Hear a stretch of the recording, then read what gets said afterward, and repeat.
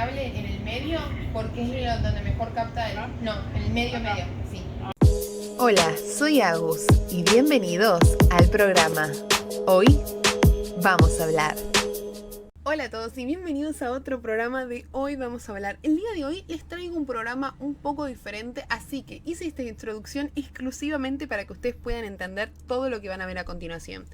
Empiezo contándoles que, como habrán visto en la portada y en el título del video, no estoy sola, sino que me acompañan dos personas en este video. Una es mi compañera y amiga Lara Sánchez Pombo, que es la que me va a acompañar a hacer esta entrevista con el autor Marcos Martínez, que tuvimos el honor de entrevistarlo. Les pongo un poco de contexto. Esto es para... O sea, la entrevista nació en un programa de tele que teníamos que hacer con Lara. Lo empezamos a hacer y surgió esta posibilidad de entrevistar a alguien.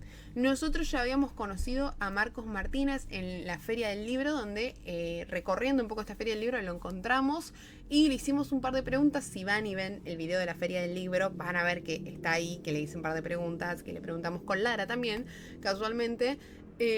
Y nada, después vuelven y ven este video donde le hacemos la entrevista exclusiva y 2 videos por uno. ¿Qué dicen? En fin, volviendo un poco al tema, nació esta oportunidad, le hicimos la entrevista, fuimos a entrevistarlo a él, a un jardín secreto que no vamos a decir dónde queda. Y la charla fluyó re bien, hablamos excelente, le hicimos un montón de preguntas de todo. La verdad es que hablamos de todo en esa entrevista. Y cuando nos pusimos a pensar dijimos, che, no vale la pena que saquemos solo 2-3 minutos de esta entrevista y después perdamos todo el resto del material, que la verdad que está buenísimo. Entonces le pregunté al autor y le dije, che, ¿te molesta si lo publico en mi podcast? Él dijo que no había ningún problema, así que acá estamos en el presente hoy, publicando la entrevista. Les cuento todo esto para que entiendan varias cosas. Uno, que yo acá en mi lugar no voy a aparecer más, o sea, la yo del presente no va a aparecer más, sino que me van a ver a mí del pasado. Porque esto lo grabamos hace una semana y pico, si no me equivoco. Entonces, claro, no voy a estar hablando directamente como cualquier programa, sino que lo que van a ver es la entrevista que hicimos con Lara. Número 2, en el programa que hicimos la entrevista, ella es la conductora, yo soy una especie de co-conductora, así que básicamente ella va a ser la encargada de dirigir mi programa de hoy. Te cedo el honor, Lara, de dirigir mi programa de hoy. En fin, creo que expliqué todo, creo que se entiende. Y nada, los veo la semana que viene. Ahora quédense con la entrevista, que la verdad que vale 100% la pena y no se pueden perder nada, porque está buenísimo, todo el material está buenísimo. Ojalá que la disfruten y si es así, díganme en los comentarios qué es lo que más les gustó, qué es lo que más disfrutaron. Y nada, y coméntenme, porque me encanta hablar con ustedes. En fin, los quiero. ¡Mua! Hoy estamos en nuestro jardín secreto para hacerle una entrevista a... Marcos Martínez. Soy autor de 2 libros, Metapsicosis y El rostro de Mael, publicados en la editorial Telema. También he colaborado con una antología mexicana y argentina que se llama Gatos y perros en un costal, donde hay historias increíbles sobre animales. También he colaborado en un homenaje a Lovecraft, es una antología de cuentos. Y ahora estoy preparándome para publicar mi poemario, que después de tantos años lo tenía guardado y ahora va a salir a la luz.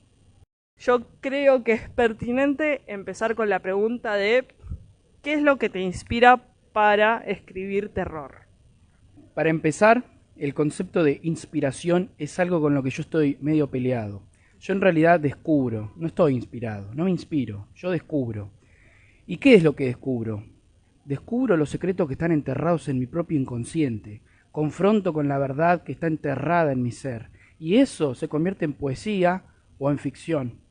Porque yo soy un seguidor de las ideas de Carl Jung, y hay una anécdota que no voy a olvidarme jamás sobre un hombre que veía en el pasillo de su casa todas las noches a una nena con un camisón, y obviamente estaba asustado, pensaba que había fantasmas en su casa, y pensaba que se estaba volviendo loco, y ¿quién no? ¿Quién no se asustaría? ¿Quién no pensaría que se estaría volviendo loco? ¿Y sabes lo que pasaba en realidad? Este hombre tenía un aspecto femenino e infantil de su personalidad tan reprimido que a su conciencia no le quedaba otra que proyectar hacia afuera lo inconsciente, confrontar con esa verdad que estaba negándose. Y todo ese procedimiento tenebroso, oscuro y terrible lo llevó a que aprenda a relajarse y a disfrutar. Entonces el terror tiene algo para enseñarte, el miedo te habla de vos. Entonces yo lo que hago es descubrir, no estoy inspirado, yo descubro, indago en mi ser, indago en las tinieblas de mi inconsciencia, veo quién está tirando de los hilos de mi conducta y ahí descubro lo reprimido, los impulsos, lo terrorífico en uno mismo que uno se niega a aceptar, porque hay que tener una gran capacidad de ser sincero para poder mirarse al espejo y decir, tengo este aspecto violento, agresivo, tengo esta tendencia suicida, y ahí está la oscuridad, y ahí está el terror, en todo lo que negamos de nuestro ser. Segunda pregunta creo que es una obvia, pero que es importante saber con qué autores, ya sea de películas, series, libros, arrancaste en este mundo del terror. Bueno, de muy chico yo ya leía a Julio Verne hasta que agarré un libro de Stephen King de mi tía, me puse a leer Carrie, no lo terminé, no recuerdo si lo terminé, la cosa es que empecé a leer Stephen King como loco, después leí La mitad siniestra. La mitad siniestra la verdad que fue un libro muy impactante, no solo por la edad a la que lo leí, sino por el concepto del otro, de la sombra, del doppelganger. Siempre me volvió loco ese otro ser oscuro que se atreve a satisfacer los impulsos más terribles. Y eso se explora mucho en La mitad siniestra, y ya desde esa edad se plantó esa idea en mi cabeza. Después, más entrando en la adolescencia, una cosa más romántica, Anne Rice y las crónicas vampíricas.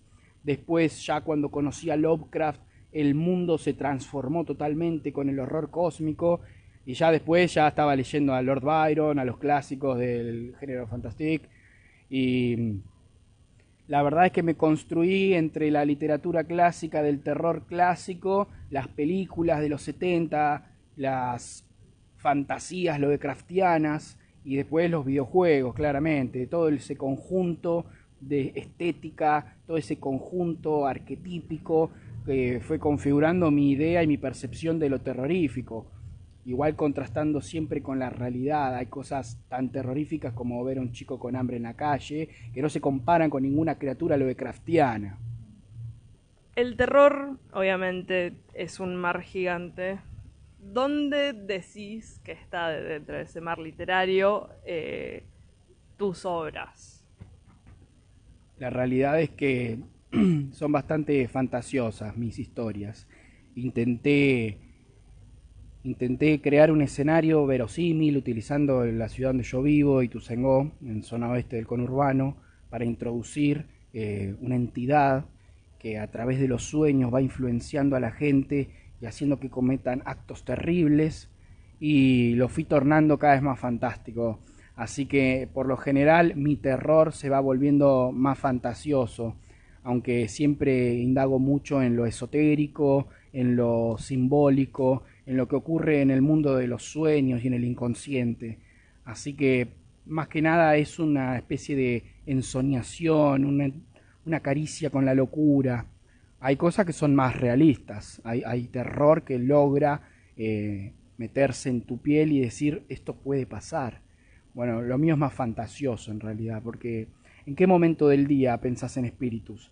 En el único momento del día en que pensás en espíritus es cuando apagás la luz del pasillo y vas corriendo hasta tu cama, porque en ese momento todo es posible. El no mires atrás, que no mires atrás de Orfeo, cuando entra al inframundo y le dicen, vos confiá, no mires atrás. En ese no mirar atrás, ¿qué es lo que a vos te aterra?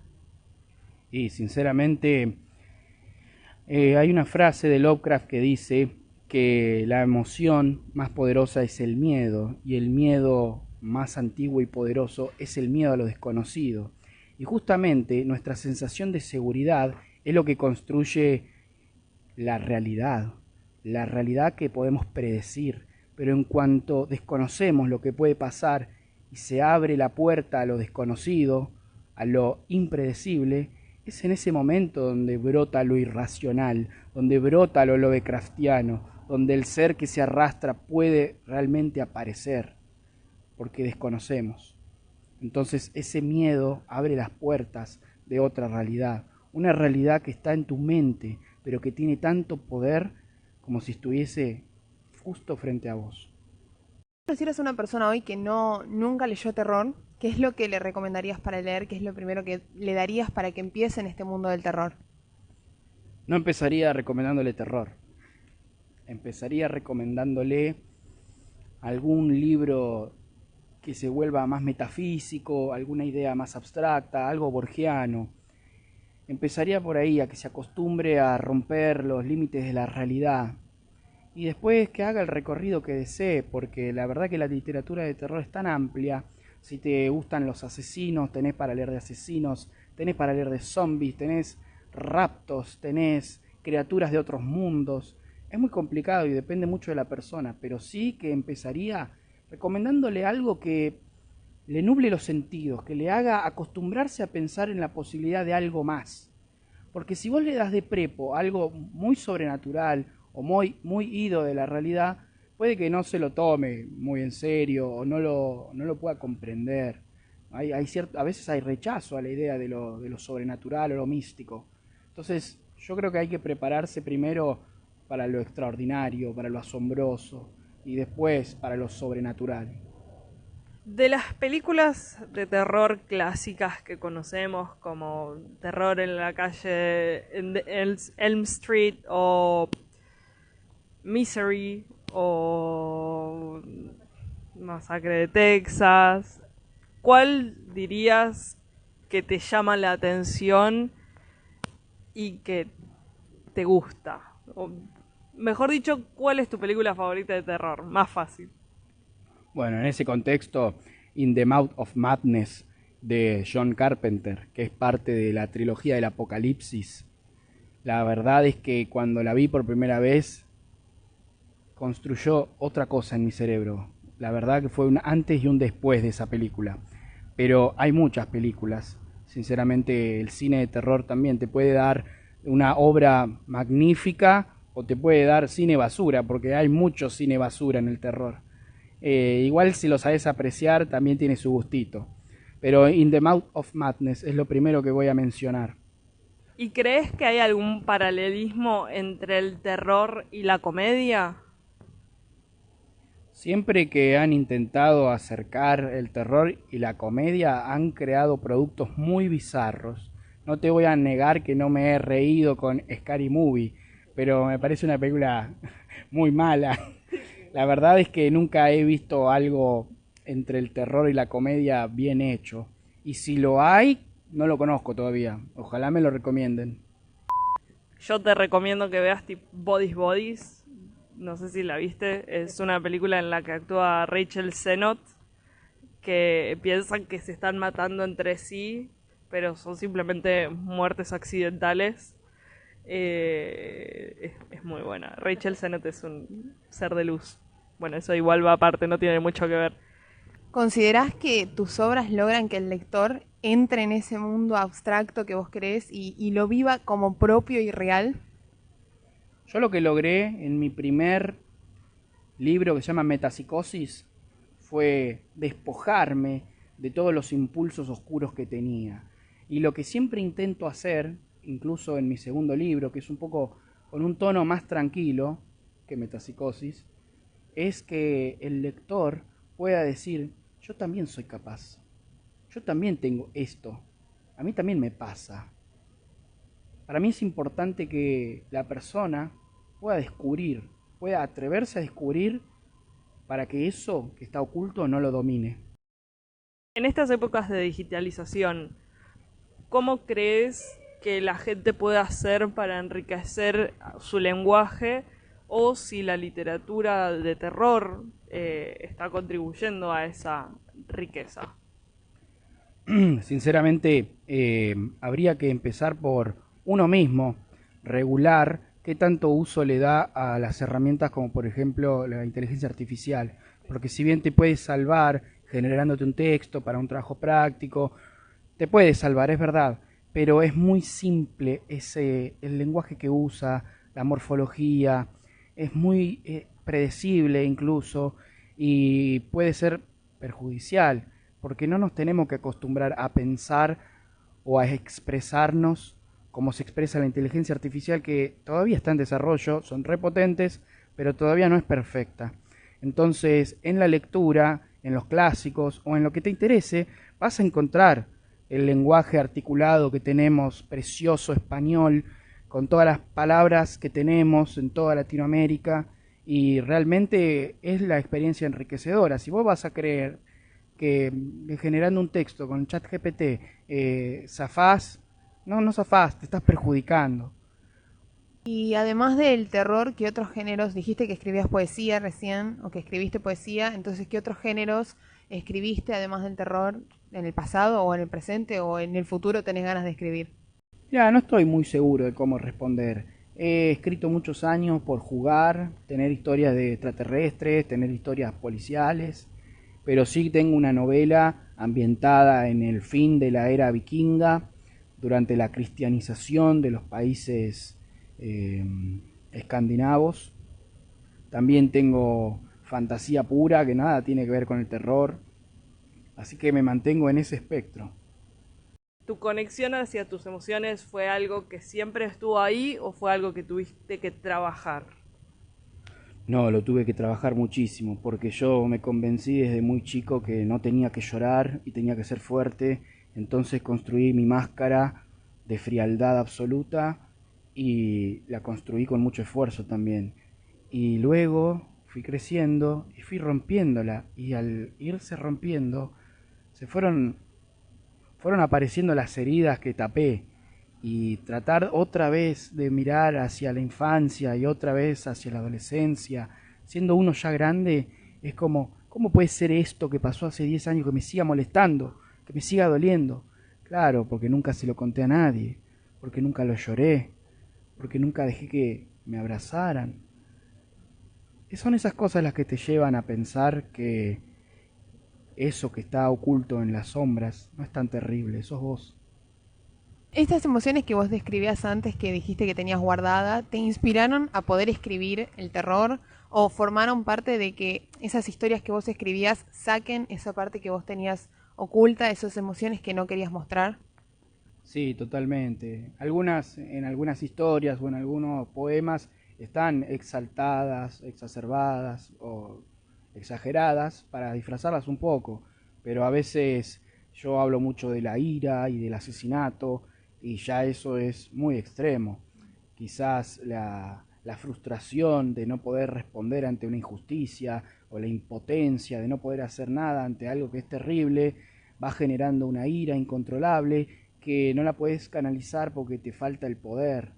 Y a veces las historias se tratan de eso, de una persona que por fin consigue ejercer su violencia en pos de un objetivo, siempre, algunas veces más egoísta, algunas veces más altruista, pero sí, yo trato mucho la liberación de esas emociones y la ruptura de la realidad conocida, porque en el momento que se rompe la comodidad de tu mundo cotidiano, ¿quién va a estar ahí para auxiliarte? Solo tus instintos. ¿Y qué hay en tus instintos? ¿Qué hay en tu inconsciente? Cuando disminuye el ego, emerge lo inconsciente. Controlar la sombra es algo que lleva tiempo y que uno tiene que estar dispuesto a, como vos dijiste antes, a hundirse, a destruir para reconstruir. ¿Sentís que en ese proceso de reconstrucción hay lugar para más cambio, o que por ahora la reconstrucción está hecha y cuando se tenga que volver a tirar abajo las cosas y construir de nuevo ya vendrá ese momento? Es un ciclo sin fin, y te voy a decir una frase. El hombre sabio recorre primero la oscuridad, porque la oscuridad es el camino hacia la luz, y la luz es el camino a la sabiduría. Yo estoy muy ligado a las ideas junguianas, como la individuación, por ejemplo, los arquetipos, como el arquetipo de la sombra. Primero porque son los temas que más me interesan, y segundo porque son las cosas con las que he interactuado. Porque en el proceso de construcción de mi personalidad, lo primero que tuve que hacer fue destruir, fue derribar paredes, romper los límites y causarme mucho daño, porque transgredir las creencias familiares te lleva a la tristeza, te lleva al dolor y cometer actos imprudentes que te enseñan lo mismo que ya te habían enseñado en tu casa, pero tenías que vivirlo porque tenías el impulso y uno necesita tener sus propias experiencias para hacerse de una individualidad, hacerse de un carácter y realmente ver de qué está uno hecho, porque hay personas que inician este sendero y se pierden y terminan dominadas por la oscuridad. Yo considero que soy un ser que ha dominado a su sombra y que la ha puesto al servicio de sus deseos. Toda esa fuerza psíquica oscura que hay en mí está para servirme. Es una herramienta más que yo domino. Pero todo esto se logra en base a mucho sufrimiento. Como dijimos antes, de profesión de contador, ¿qué es lo que ese mundo tan cuadrado y gris, desde mi parte, desde mi opinión, o desde mi parecer, qué es lo que ese mundo tan cuadrado y gris te trae? Obviamente además de un trabajo. Quizás sea medio extraño de comprender, pero cuando tanteas tanto con lo simbólico, con lo onírico, con lo espiritual y lo fantasioso, podés llegar a perderte, podés llegar a perder la noción de lo real. Y la verdad es que dentro de la matemática y dentro de la contabilidad encuentro algo muy predecible, muy sistemático, muy repetible y muy seguro, que me pone los pies sobre la tierra. ¿Cuál es tu animal favorito? No suelo pensar mucho en eso, pero me gustan mucho los cocodrilos, porque sueño con los cocodrilos, desde que soy muy chiquito, con un cocodrilo blanco sueño. Y yo me imagino a mí mismo como un ser tirado en el sol, con la boca abierta, esperando que la comida se meta en mi boca y cerrar las fauces y tragar, y eso es todo. Me encanta. Entonces sí te recomiendo que veas Pearl, porque te va a gustar mucho. Ya sé, ya tengo el spoiler. Te recomiendo mucho esa peli. ¿Qué signo del zodíaco sos? Soy de Piscis. ¡Amo! Obviamente, la única persona que podría tocar la oscuridad tanto es un pisciano. Y una que no tiene nada que ver, de la música. ¿Qué es lo que te gusta escuchar que te ayude al proceso creativo y qué es lo que te gusta escuchar cuando ya terminaste tu proceso creativo? Justamente yo acompaño mis momentos y mis horas de tranquilidad escribiendo con música. En lo posible, música como Bad Runa, que es folk, es música bastante copada, muy tranquila y instrumental. Medio céltica. Sí, escandinava. Y, perdón. No, necesito poner algo de música, synthwave, dark synthwave, porque necesito concentrarme, aislar todos los otros sonidos del universo y solamente estar concentrado en mi mente. Terminamos la entrevista en nuestro jardín secreto. Estuvimos hablando con Marcos Martínez, escritor de Metapsicosis y El rostro de Mael. Fue un viaje interesante, ahondar en lo que es la oscuridad y lo desconocido. Nos vemos la próxima. Chao.